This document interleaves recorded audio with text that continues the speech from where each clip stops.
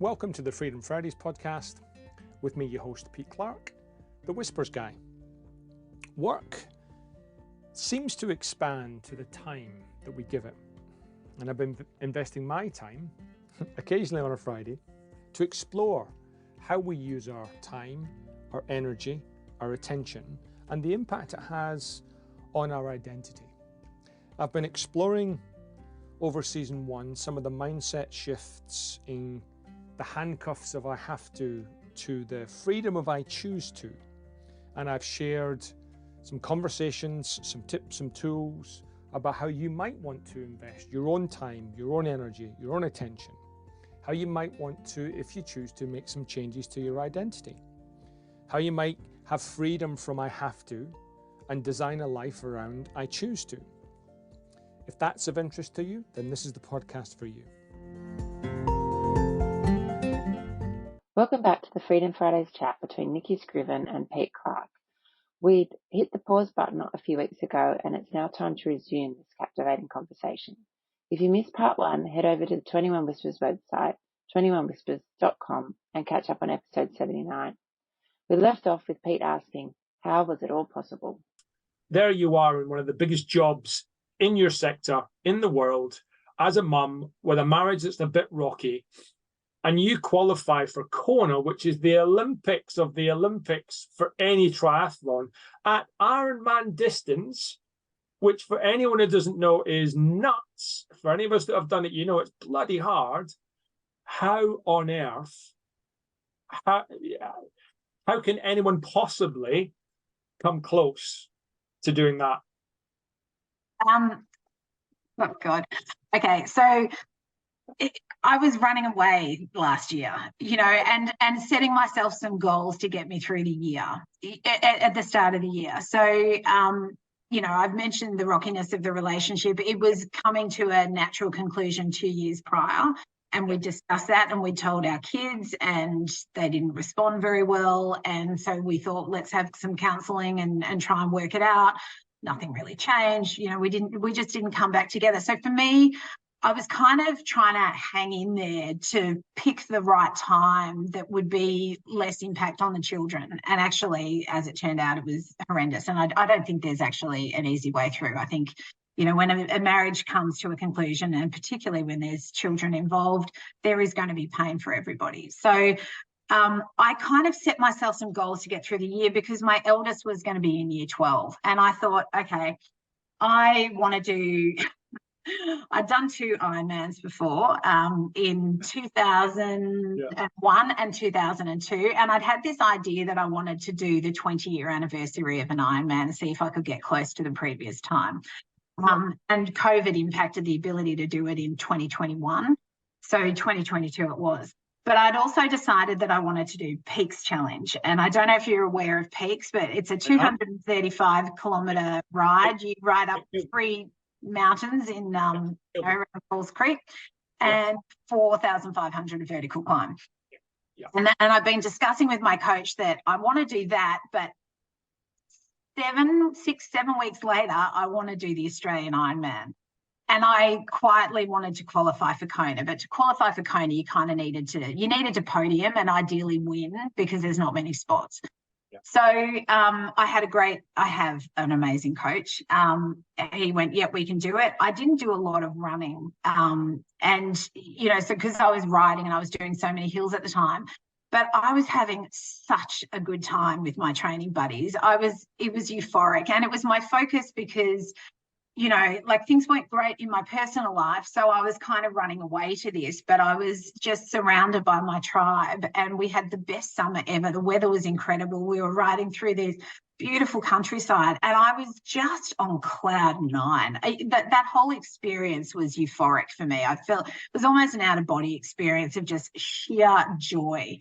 And I think some of the work that I'd been doing with my psychologist too, she was like, when I first started seeing her, she was like, you're so closed, Nickie. I want you to open yourself up. Just open yourself up to enjoy life. Open yourself up to experience and appreciate others. And I thought, okay, nice, I can do that.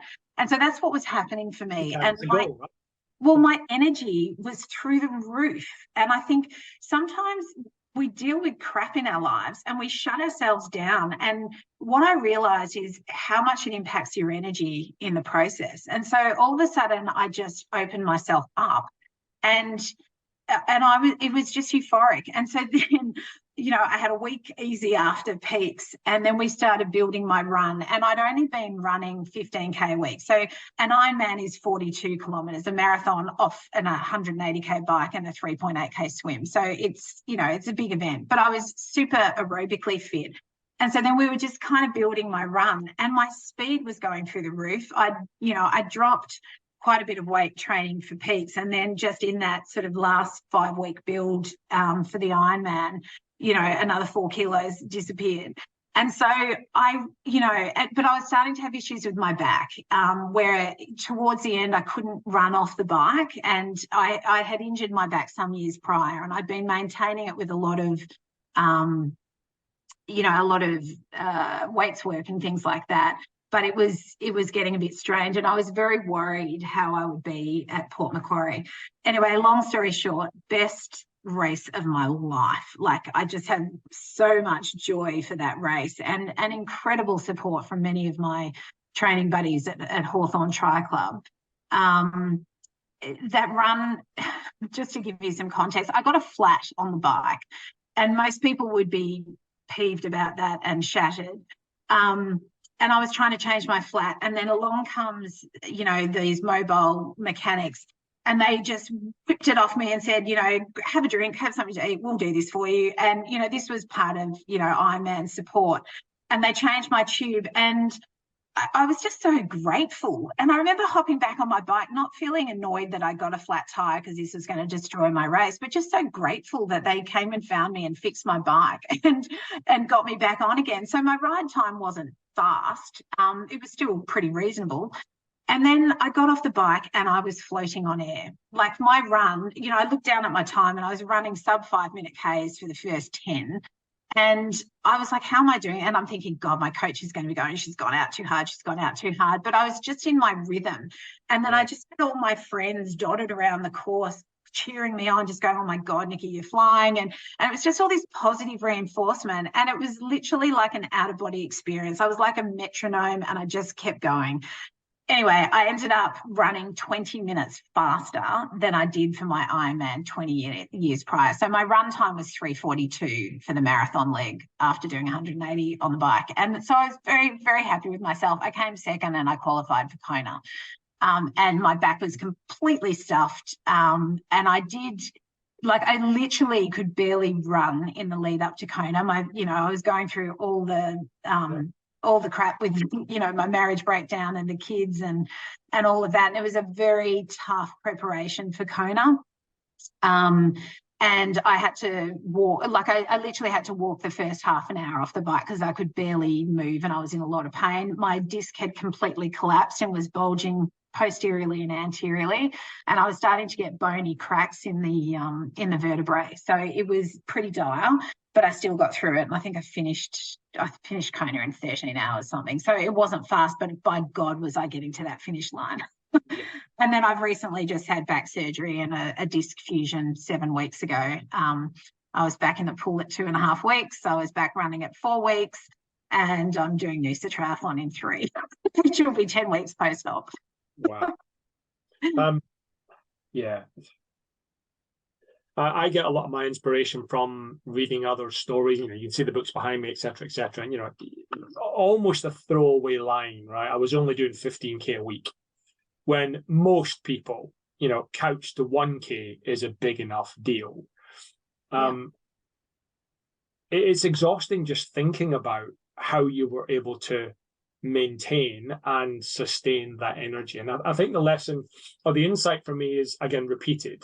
It's not about anyone trying to repeat what Nickie Scriven has done. That would be impossible, right? No one has had your experience, and it's a particularly unique interpretation on. And what it tells me is, collectively, individually, there is so much more if you want it. There's so much more potential in us, physically, emotionally, relationship-wise, commercially, purpose-wise. Even if it's just a millimeter, that's more. but it could be so much more. And surrounding yourself with others who are not like you, but are pushing into more, you probably feed off that energy, and that allows us to extend and reach and go beyond our self-imposed limits. Yeah, 100%. Yeah, and I think, we can get bogged down by, oh, this is terrible, and this victim mentality. And I think we just need to let that go. Our experiences are our experiences. They shape who we are.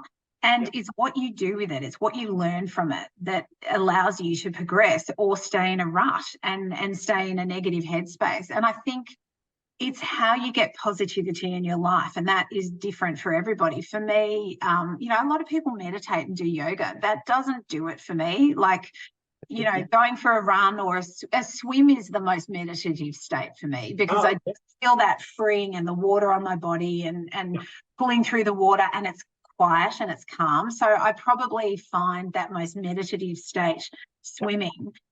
When I'm fit and my heart rate's not going through the roof like it is now, 7 weeks post-op, I'm the same with running and, cycling. You've got to have a lot of awareness around you because you're on the road. So you sort of don't get to switch into that, but you can appreciate your surrounds. So I think for me, it's appreciation of where I am. And it's feeling a bit connected, I think, too, to the environment. I think that's so important. I love nothing more than, swimming through the ocean and being in awe of the environment that I'm in. I love nothing more than riding through hills and being in awe of the beautiful landscape. And I love nothing more, it doesn't always come, of feeling light on my feet running and running through different landscapes. And so for me, when I travel, I want to experience the world on a bike or running and explore like that. I don't want to sit in a bus and sightsee. That doesn't do it for me. I need to experience the environment that I'm in. So I think for people, it's how can you appreciate where you're at? How can you learn from the things that have set you back? And choose to be a different way. And I've not always got it right. Good God, like I stuffed my kids up in the way that I left my marriage, and I was caught up in my own shit, but I've had the ability to, pull back and go, God, Nick, you just did not handle that well. And I don't know if I could have done it any differently, but at least I can acknowledge to my children that, it was too fast. It was too quick. I needed to lean more into them. I was caught up in my own emotional state and disappointment and all of those things, but I did what I had to do, and we don't always get it right, but we need to acknowledge when we don't get it right, and we need to reflect on what we could do better, and we need to try to do better. That's all we can do. But the more you beat yourself up, that's not, if I was beating myself up, telling myself what a crap mother I was, I wouldn't serve a purpose for them now. So, that's just, it's not the way forward. The way forward is thinking that we're all a work in progress and how can we do better. Can I ask you something about that? I'm interested personally too. One of the most important roles in my life is as a father, and in two ways. One, the relationship I have with my kids. I've got a girl, boy, girl, but also as a role model of how to have relationships. So the individual relationship with each one of them, but just generally how to have imperfect, perfect relationships where it's not always unicorns and rainbows. Things go wrong. You say the wrong things. You upset each other. Blah blah blah blah blah. But you get to repair and you get to reconnect again. And please share whatever you don't or want to share with us. What do you do anything intentionally as a mother to your boys that builds an ongoing relationship as mother and son? Oh, tricky one. I think my boys are very, very different. They're very different personalities. They're very different in how they conduct themselves in life. So there's not one rule of thumb. I think for me now, and my boys live with their father. So that was really difficult for me. But, at the time that we separated, I left because I had to get out. And so they felt that I left them too. And, I've reinforced to them that, I left the marriage. I didn't leave you guys. But they felt that, and they are right to feel that, because literally I left and went and stayed with somebody else, so and I think that repairing is just talking and communicating. Now, one of my children communicates quite openly and the other one doesn't, and doesn't connect with me or communicate with me, so I try to do things with him in other ways, and with the hope that those lines of communication open up. But we're not there yet. So, with one, I know exactly where he's at, and the other, he's struggling. And he's struggling through choices that he's made in his life, and he's struggling through, the dissolution of our marriage. And I don't know, and I'm a lot to blame for that in his eyes. Now, whether that's reality or not, I don't know, but there's a lot of blaming going on. So, it's just trying to create the space when you need the space, and be there and have that connection. But, God, I'm no expert, and I have not nailed it. I haven't nailed it. It struck me that, I totally endorse the view that we're all works in progress. We're backwards 2 steps, forwards 3, all that sort of stuff. And I wonder if that's, and it certainly feels indicative of me, and what you're describing is our relationships are indeed continued works in progress too. Yeah, 100%. But I think also, I've got teenage boys. Boys at this age need their dads. And, I remember sort of struggling with my eldest as he was going through, from about 15, and feeling like I needed to put more boundaries around him and keep him safe and all those sort of things. And I can't remember the name of the book, but I read a book that a friend of mine who also had 2 boys lent me. And it was eye-opening for me. And it talks about how on that bridge to manhood, the dad needs to be on the bridge and the mother needs to stay at the edge of the bridge and go, I'm here, here if you need me, and watch them, but kind of let boys be boys. And that relationship with their dad is so critical. And it's so important for teenage boys to have their dads around at that time. So as a mother, that's really tough, because, you've nurtured this, if you've breastfed, you've nurtured your baby, they're your baby, and we still think of them as those beautiful babies, and my baby boys growing up and all of that. And then there comes a point where they kind of want to let go of their mother. And I caught up with a friend last week, actually, and she said something that was also incredibly insightful for me. She said, boys naturally want to let go of their mother because all of a sudden they're interested in girls and they've got boobs and vaginas like their mother, and that's uncomfortable for them. And I hadn't even thought about it like that. Yeah. So, there's that piece as well. And so I had started to realize that I could let go a bit. But I think there's also I feel like there's also a mourning of that with boys. So they need to be with their dads. They want to let go of their mums, but they want their mums to be there. And so they want to wipe you off and tell you that you're terrible and be hideous because they're going through all their hormonal changes. But they also want you to be there. And I think the bit for me when the marriage broke down is they didn't think that I was there. So, I'd been there, but all of a sudden I wasn't there, I'd left. And I think there's a security in letting go, but being there. And that was the bit that they had really struggled with. So that's very much repaired and reflected with one of my boys, but not the other. My comment would be, Nickie, I don't care whether you're qualified to say what you've just said, but it sounds like you're talking from a wholehearted perspective as a mother with an ex-husband and 2 boys and all the imperfection that brings. Yeah, 100%. But, God, no marriage. Well, actually, some marriages are incredible. You get in this idea that you get married and you're in it for life and you make this lifelong commitment, which you do. You don't go into a marriage thinking, oh, this is going to end in a hideous divorce or whatever it is. We were always good friends and incredible supports for each other. And I think we became more business partners and friends than anything. And that support was there. And so that was a real comfort that kind of kept us together. It was not an awful marriage by any stretch.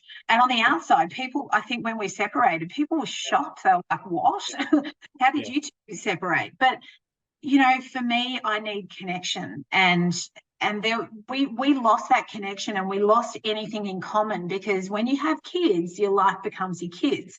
And I think for me as a mother, you know, yes, I was into my sport and all of those things, and that was probably a bit of an escape, but I felt on the outer, you know, it became the boys. And I felt lonely. I was very lonely in that marriage. And that's not a reflection on my ex-husband.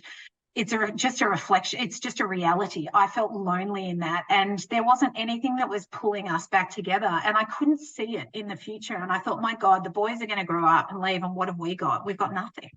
And we just couldn't find our way back together. And I'm not one that's going to stay in something just because I made a promise. I needed to be able to open myself up for the opportunity to find love and connection. And I have, and I've repartnered, and I'm incredibly grateful. And I've, you know, I think, and both my partner and I have come out of long marriages. And, you know, we're learning each other, and that's fantastic. But it's not all perfect, and it's never going to be all perfect. But we have an incredible connection, and that connection is so strong. We're so appreciative that we're learning each other, and we're just being super open with communication. And I think any relationship relies on communication. And the moment you lose connection and communication, you're heading down a path of trouble. And so I think my biggest learning is to continue to communicate, and to not let the small things, because that's where connection comes from and stays. It's the little things. It's not the big things. It's not the gifting that you're trying to cover up for what you're missing somewhere else. And, you know, we certainly had gone down that path. It's the little things. It's the making the coffee in the morning. You know, I'll hear the coffee machine going and know that in a couple of minutes he's coming in and putting a coffee by my bedside table. And that for me is just pure bliss. Yeah. That's thoughtfulness, it's appreciation, it's, you know, it's those tiny little things that just make you love that person so much. I'm going to ask a question that's probably more about me than about you, but I'm interested in your response. So I'd be very similar, as in I would give a lot. I struggle with receiving. Yeah. What about you?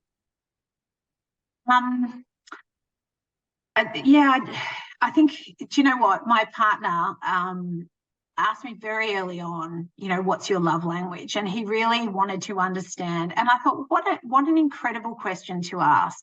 And so we kind of, and our love languages are they're not the same, but they're quite similar. So I think I felt like in my previous relationship, I was doing a lot and giving a lot and not, or trying hard and not getting a lot of effort back.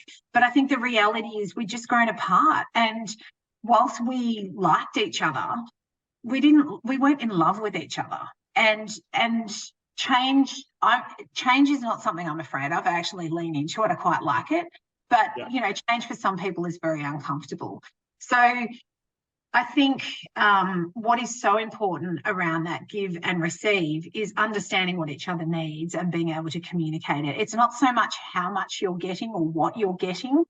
It's how well you're communicating what you need and what you appreciate. And one of the things that I adore about my partner is he doesn't just say, I love you. And he doesn't throw that out there all the time. He says, I appreciate you. Wow. And that for me is just, I know you don't just say that for the sake of it. You say that when you're feeling like you really appreciate this person. And that's beautiful for me. Yeah.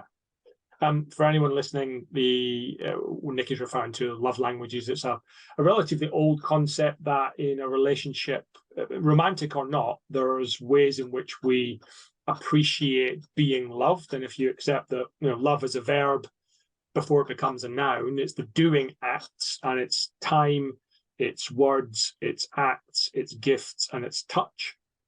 Yeah. And you know, I've had that conversation too. Interestingly, I haven't had it. I've had it in my current my only partner's relationship. I haven't taken it into like mates relationships. I haven't taken it into work relationships, and I wonder if that's a gap. I wonder if we knew someone's workplace language, time, acts, gifts, blah blah blah blah. I wonder if there would be more appreciation going around, because I think you're right. It's easy to go, I like you, I love you. That's kind of easy-ish. Not for everyone, but it's easiest. But to kind of go eyeball to eyeball, look deep into your eyes and go, Nickie, I really appreciate you. That's like, oh, that's connection. Yeah. And I wonder if we're missing a little bit of the same in the workplace. And perhaps what Chief Medichicks does is it does that for women. Yeah. Yes, I think so.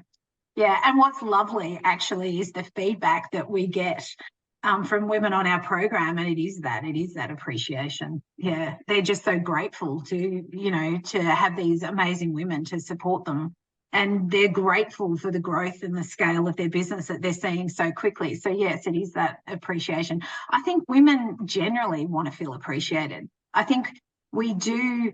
We do a lot, particularly if you're a working mother. Invariably a lot of things land on the mother, particularly in the household, even if they are working. And I think one of the things I love about my partner is we do the housework together. He has his roles and I have mine. And every week that we're doing the housework together, I just say to him, God, I love you. God, I appreciate you. What a man. What an incredible man. Yeah. And it's just that level of appreciation and contribution. We contribute, and appreciate that contribution. And I think when that can happen at home and there's appreciation of your contribution in the workplace, there's harmony. And so I think that's a really lovely concept to think about those love languages, because that is who we are. And who we are is who we are at home and who we are in the workplace. And, if you come back to that point of what you asked me earlier about feeling appreciated at work, I said to you, I wasn't feeling appreciated at home or at work, and those things blended. So I think that's a really interesting space, and I don't think anyone's really doing that. So there's an opportunity for you. Yeah. Well, so I'm conscious we've just talked for ages, Nickie, but the time's just gone, and I'd love to canter a little bit forward and maybe touch on it feels sad for me that it's even a sensitive topic, because it's unfathomable to me that there should be any competition between our genders, but there seems to be this nuts things going on. What could I, as a man, do more of or less of, visibly or invisibly, to help women understand they're appreciated, not necessarily for what they do, but also for just who they are? Is there anything that you've observed that, I know it's a generic statement and it's not unique. Is there typical things men do or don't do that make that appreciation felt or not felt? Are you talking in a personal life or in a work life? Does it matter? Well, it's different. I think it's different. Look, I think women need to feel acknowledged, because and I think it's awareness of what women are doing that is so important for men to acknowledge. So, if you're a working mother, invariably there's a level of maternal guilt. There's also, with women, a lot of imposter syndrome. Women, and this blows my mind, some of the most incredible female leaders that I have had the joy and pleasure of working with, working for, collaborating with, suffer imposter syndrome. That blows my mind. People that I see up on stage absolutely killing it, like just so incredible. And, and I might be sitting, and there's one in particular, I won't mention her name. And I was sitting in an event thinking, I want this woman as one of my leaders in Chief Medichicks. And her staff were on the table and and I'm like, God, she's an incredible woman. And they're like, oh, she's amazing. She's this and that, blah, blah, blah, blah, blah, blah, blah. I then met her, and she is one of my leaders, but she will remain nameless. Yeah. And she told me how she gets crippled by imposter syndrome. And I was like, how is that possible? You are at the top of your game. But I think it's, and she owns it. She actually talks openly about it. Yep. It's that empathy and the honesty that women give that men need to lean into and hear, and help lift them and reassure them. And I think, what I observe with women is, if there's an opportunity and they think they only tick 7 or 8 of the 10 boxes, they won't go for it because they don't think they've got enough. A guy will put a submission in if he only ticks 3 out of the 10 and tell everyone how bloody fantastic he is. I think we can all learn from each other in that. Women need to back themselves and men need to help support and understand women. And I think we touched on it a bit earlier. There's so many hormonal changes that women go through that affect your psyche and your mental status. And I don't think guys lean in or understand that enough. They might have a female partner and know that, oh, she's a bit premenstrual, she's going to be emotional, oh God, don't say anything, run away. Actually, asking the question, what's going on for you right now? How are you feeling right now? I think that's what men can do a whole lot more of, but they're not natural communicators. So that's uncomfortable. But I think that understanding, as an employer, a male employer, you don't need to know your women's cycles, but you do need to ask the question. And I think sometimes it's as much as, are you okay? Can I give you some support? What's happening for you? Is there anything that you need? It's asking questions rather than dictating and putting expectations and pressure. Sometimes that's a much more effective way.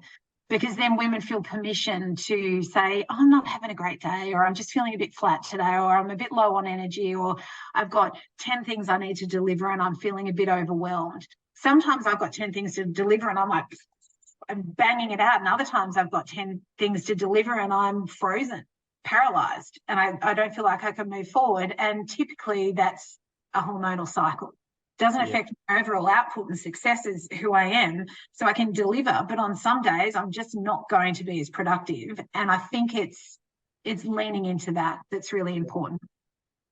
Something I've discussed with some of the leadership teams that I work with is that point around being willing and vulnerable enough to ask men or women what's going on for you. Yeah. But I guess the build on that is it depends on our relationship. One, if I've got the vulnerability to ask, and two, if you've got the space and the relationship and the safety to answer.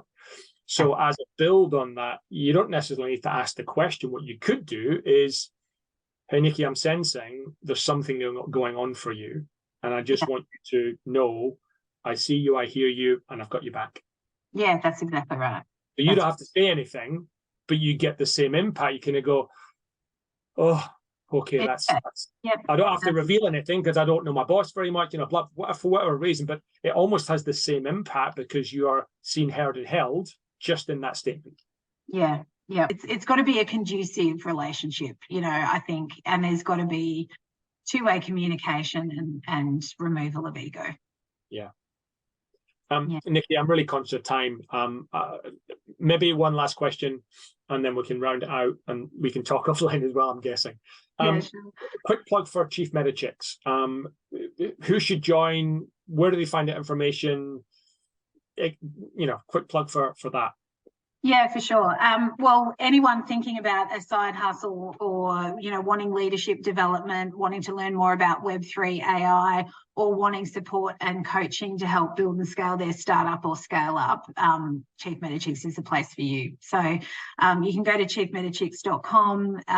We're $2.99 a year for a subscription, which gives you access to a ton of resources, access to all of our online events. And then our coaching program is by application. So we don't take everyone on. We get members to submit a business plan so that we can see that you're ready for coaching. And then if you're accepted into the program, you do a pitch. There's all of our pitches are loaded up into Chief Medichicks World. So for members that are sort of curious or thinking, am I ready? How does this work?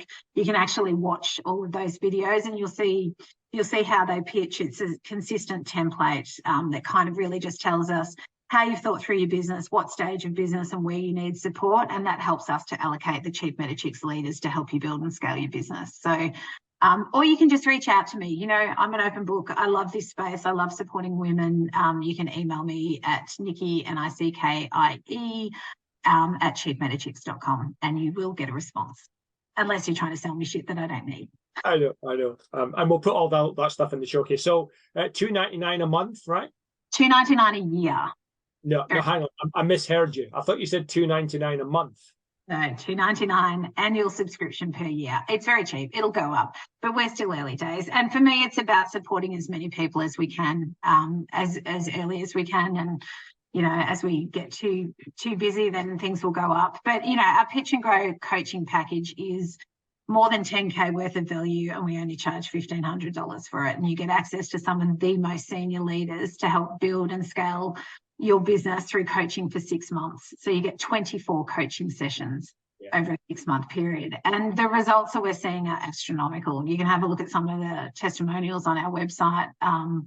We are helping fast track so quickly women's businesses just by helping open new networks and also advise the community about each other's business. So they're all doing business with each other, and that's joyful for me, because that's what this is about. How do we build a community where we build scale, grow other women's businesses, and help them learn about each other so that they can network and grow and scale together?